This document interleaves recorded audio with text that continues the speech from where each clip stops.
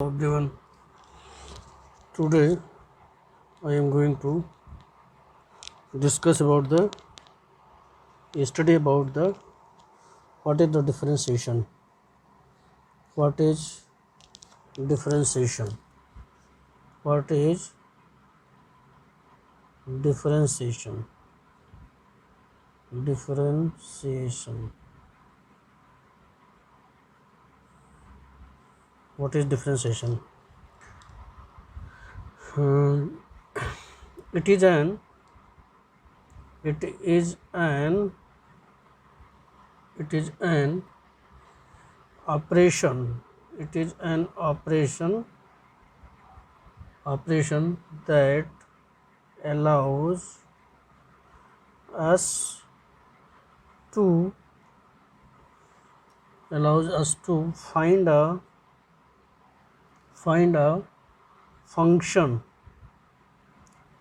function that output put the rate of change of one variable with respect to other. So this is definition of the differentiation, or this you can write it is rate of change of function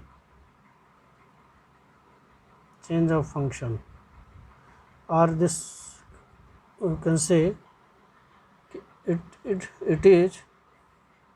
is all about change of function change of function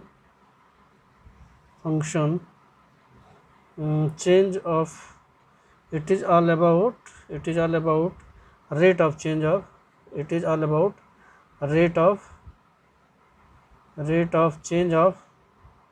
change of one quantity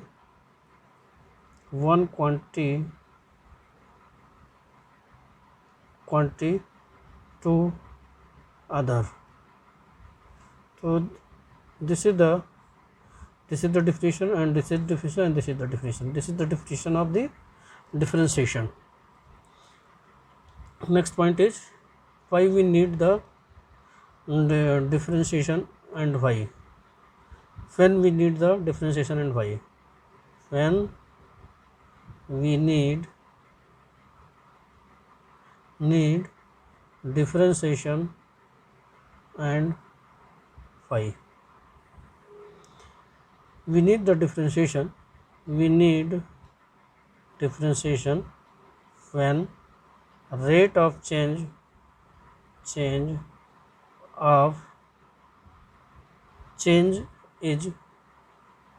is not constant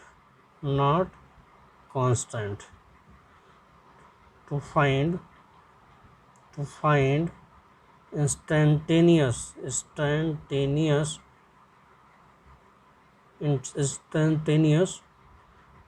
change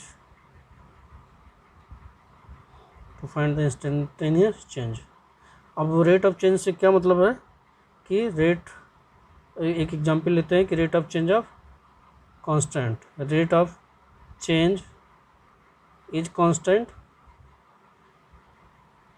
और दूसरा है कि जो है not constant rate of change is constant, दूसरा है not constant. क्या इसका क्या मतलब है? Rate of change of quantity का क्या मतलब है? तो सपोज कर लेते हैं कि let us a car travelling at A speed of 60 kilometre per hour. It means distance travel by car in 1 hour is equal to 60 kilometer, and again distance travel by car in 2 hours, so then you get the 2 into 60 that is 120 kilometer. Distance travel in 3 hours, so then again you get the 3 into 60, that will be the 180 kilometer. So we are seeing that the कि after 1 hour distance is constant. 1 hour में 60 kilometre, 2 our में 120 kilometre and 3 our में 180 kilometre. तो इस तरह से जो है यहाँ पे क्या है, डिस्टेंस कांस्टेंट बना हुआ है टाइम के साथ, स्पीड कांस्टेंट है. इट मीन्स कि स्पीड कांस्टेंट है. अब दूसरा एग्जांपल लेते हैं कि मान लीजिए किसी बॉडी को अगर हम ऊपर की तरफ फेंकते हैं, तो इस तरह से फेंकते हैं तो क्या होगा, इसका एक ग्राफ बनेगा कि जो है जब इसकी वेलोसिटी बढ़ेगी, इंक्रीज़ करेगी, और एक टाइम ऐसा आएगा कि इस पे वेलोसिटी क्या हो जाएगा, ज़ीरो. और जब वेलोसिटी जब ज़ीरो हो जाएगा तो फिर क्या हो जाएगा, यहाँ पे जो है बॉडी नीचे गिर जाएगी, मतलब नीचे आना शुरू हो जाएगा ड्यू टू ग्रेविटी. तो इस तरह से अगर वेलोसिटी पॉजिटिव है तो एक्सेलरेशन क्या होगा, एक्सेलरेशन क्या होगा, नेगेटिव. अगर वेलोसिटी पॉजिटिव है तो एक्सेलरेशन क्या होगा, नेगेटिव. इसको फिर से समझते हैं कि इस तरह से कि let us throw a ball up in the air because of gravity, ball will fall down. Let us throw the ball in the air because of gravity, the ball will fall down. तो it means कि पहले क्या होगी, velocity positive होगी. अगर velocity positive है तो एक टाइम ऐसा आएगा कि एक्सेलरेशन ड्यू टू ग्रेविटी जो होगा टॉप पे पहुंच करके यहाँ पे इसकी वेलोसिटी क्या हो जाएगी, ज़ीरो. और जब वेलोसिटी ज़ीरो हो जाएगी तो फिर उसके बाद जो है उसका वेलोसिटी डिक्रीज करना शुरू करेगा, नेगेटिव होना, और एक टाइम ऐसा आएगा कि ये अर्थ पे गिर जाएगा. तो इस तरह से यहाँ वेलोसिटी क्या होगी, नेगेटिव, यहाँ क्या होगी, वेलोसिटी पॉजिटिव. इसका मतलब ये है कि ऐसा नहीं है कि बॉल को जिस स्पीड से ऊपर की तरफ ऊपर गई थी उसी स्पीड से फिर नीचे आएगी. बॉल एक पॉजिटिव स्पीड वेलोसिटी से ऊपर जाती है और एक पॉइंट पर वेलोसिटी ज़ीरो हो जाती है और फिर बॉल नीचे आ जाता है. तो इस तरह से हम देख रहे हैं कि यहाँ पे वेलोसिटी क्या कर रहा है, चेंज हो रहा है, हमेशा वेलोसिटी चेंज हो रहा है.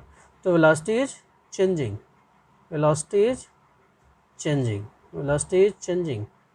तो इस तरह से जो है यहाँ पे देख रहे हैं कि रेट ऑफ इंस्टेंटेनियस जो रेट है वो क्या हो रहा है, चेंज हो रहा है. और यहाँ पे क्या है कि जो है ये स्पीड कांस्टेंट बनी हुई है. तो इस तरह से rate of change in constant है अगर, तो हमें जो है रेट ऑफ चेंज वी लिखा है कि we need differentiation when the rate of change is not constant. तो अगर कांस्टेंट है तब तो हमें निकालने की जरूरत नहीं है डिफरेंशिएशन, लेकिन अगर कांस्टेंट नहीं है तो हमें डिफरेंशिएशन निकालने की आवश्यकता होती है, हमें जो है डिफरेंशिएशन निकालने की नीड होती है. तो इस तरह से जो है ये. अब नोटेशन क्या होता है, notation for the differentiation. Notation मतलब कि notation of differentiation and notation for differentiation notation for differentiation. अब नोटेशन फॉर डिफरेंशिएशन में कि कैसे मान लीजिए कोई फंक्शन है कि let y equal to F X, तो इसको हम रिप्रेजेंट कैसे करते हैं, डेरिवेटिव ऑफ y इज क्या लिखते हैं, एफ डैश एक्स, आर इसे क्या लिख सकते हैं, D Y D x of F x. और इस चीज़ को हम ऐसे भी लिख सकते हैं D Y by D X, जिसको हम बोलते हैं first derivative.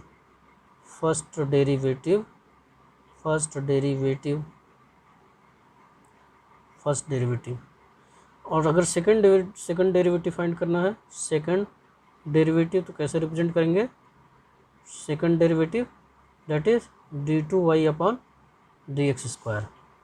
Third derivative,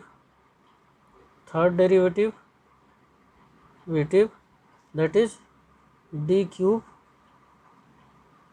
y upon dx cube, or this you can write it also f dash x, this is the f double dash x, and this is the f triple dash x, or sometimes it also be represented as y1, y2 and y3.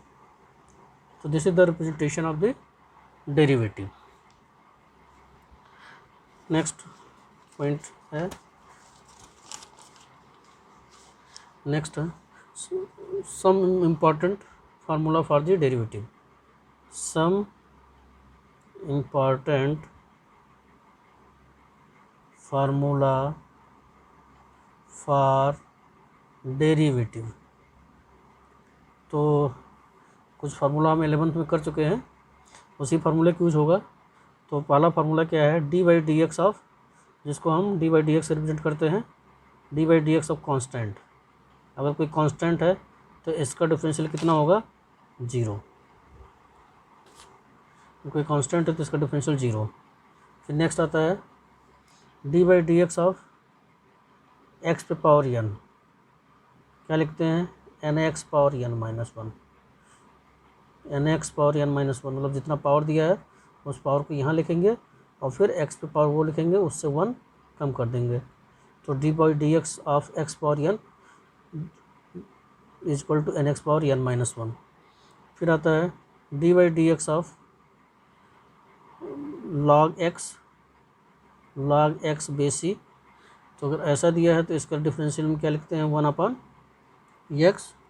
D by D x of e power x, that is e power x ही होता है. एक ई exponential ही एक function है जिसका differential और integration दोनों same होता है, e power x. And d by D x of a power x is equal to a पे power x log a base c. Next है D by D x of log x base a is equal to 1 upon x log a base e. And next formula d by D x of sine x, क्या लिखते हैं, cos x. D by D x of cos x, that is minus sine x. D by D x of tan x, that is sec square x. And d by dx of cot x, that is minus cosec square x, minus cosec square x. And then d by dx of sec x, that is sec x tan x. And dy dx of cosec x minus cosec x into cot x. Now some other formula are also here. Inverse फार्मूले हैं. तो D by D x of sine inverse x, that is 1 upon under root 1 minus x square.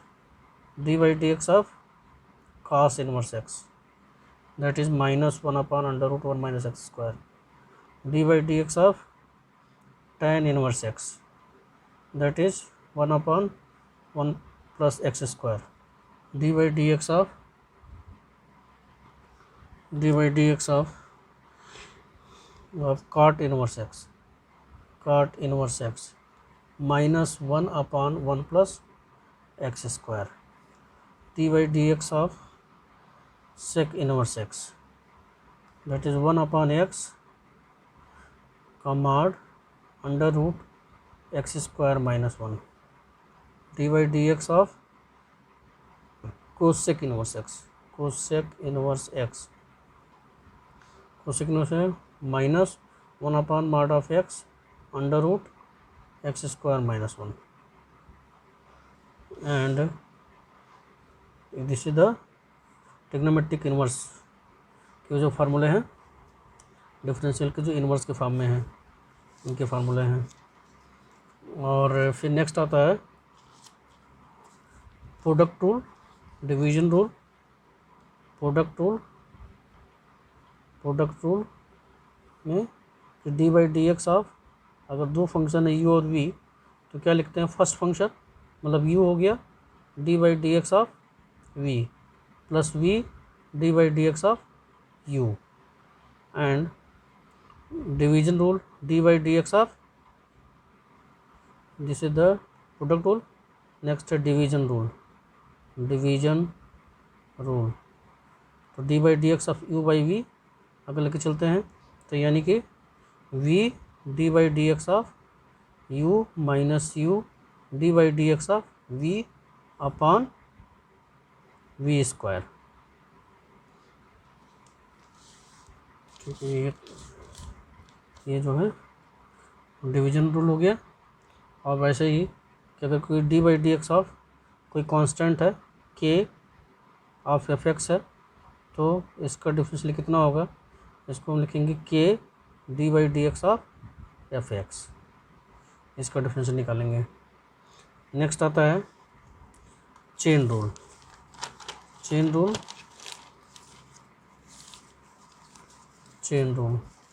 अब chain rule में यहाँ पे chain rule में क्या कि मान लीजिए कोई फंक्शन दिया है z is equal to F Y and y is equal to G X, दूसरा फंक्शन है।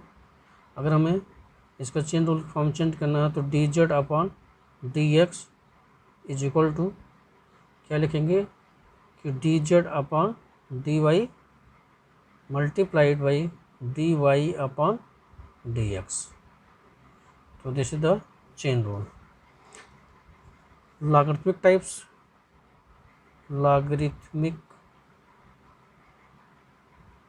टाइप अगर फंक्शन दिया हुआ कोई तो कैसे चेंज करेंगे कि मान लो कोई फंक्शन दिया है y is equal to F x और उस पर पावर दिया है जी एक्स, तो हम क्या करेंगे taking log on both side, we get log y is equal to log f x whole पे power g x and this you can write it gx log of fx, or now you can apply here differentiating with respect to x, so now you can apply here product rule and this is the differential of log y means 1/y। तो यहाँ पे इस तरह से ऐसा differentiate करेंगे अगर इस तरह से कोई फंक्शन मिलता है तो। फिर जो है नेक्स्ट आता है और पैरामेट्रिक फॉर्म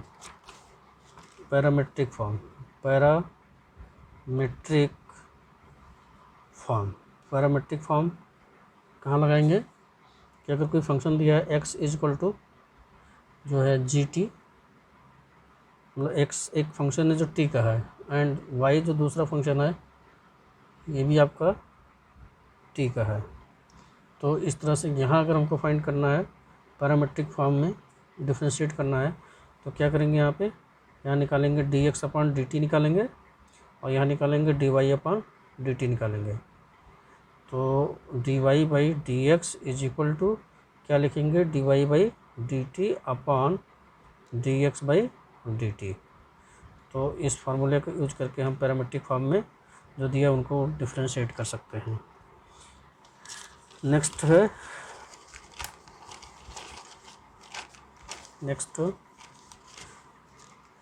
कि अगर दो फंक्शन दिया है D by D x of F x plus g x दिया है तो उसको कैसे डिफ्रेंशिएट करेंगे, d by D x of F x और plus d by D x of g x, अलग अलग कर सकते हैं, इसको अलग अलग करके डिफ्रेंशिएट कर सकते हैं। ठीक है, और दूसरा जो है, अगर कोई जो है जो है डिटरमिनेंट्स के फॉर्म में कोई दिया है, डिटरमिनेंट्स के मतलब कि F X G X and H X U X are the function and delta be the determinants। तो कैसे डिफ्रेंशिएट करेंगे कि let delta is equal to F X G X और यू एक्स और वी एक्स। तो इसको differentiate कैसे करेंगे कि फर्स्ट को पहले डिफ्रेंशिएट करेंगे तो इसको कांस्टेंट रखेंगे, यानी कि F dash X G dash X और this will be the U X V X, plus यहाँ पे एफ एक्स और जी एक्स को कांस्टेंट रखेंगे और इसको डिफ्रेंशिएट करेंगे u dash x and v dash x.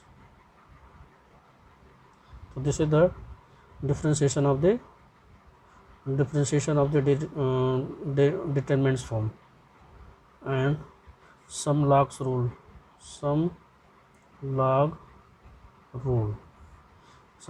में कि log